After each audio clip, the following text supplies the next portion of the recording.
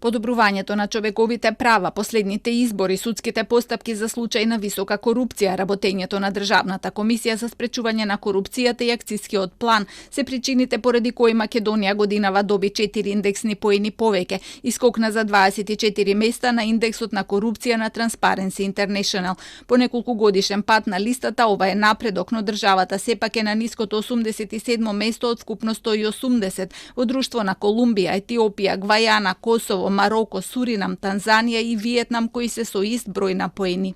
Резултатот е се уште многу нисок, се уште е под половина, значи под 50 поени и се уште сме многу пониско од таму каде што сме биле во 2015 година, кога сме биле на 66-то место.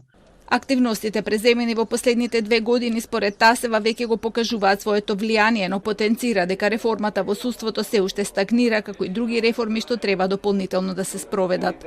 Да се создава средина во која што обичните граѓани ќе можат безбедно да делуваат како контрола на злоупотребите на власта и се разбира тука тоа се однесува и на слободното пријавување, работата на независните институции, примена на законот за заштита на укачувачи. Најдобро рангирани во светот и годинава се Данска, Финска и Нов Зеланд со 88 поени. Најлошо рангирани се Јемен, Јужен Судан, Сирија и Сомалија. Од регионот според индексот на перцепција на корупцијата Србија е на 96-то место со индекс од 38, што се и нејзини најниски проценки досега. Црна Гора има индекс 46, Босна и Херцеговина и Албанија 35, Словенија на 41-то место со индекс 57, а Хрватска на 63-то место со индекс 47.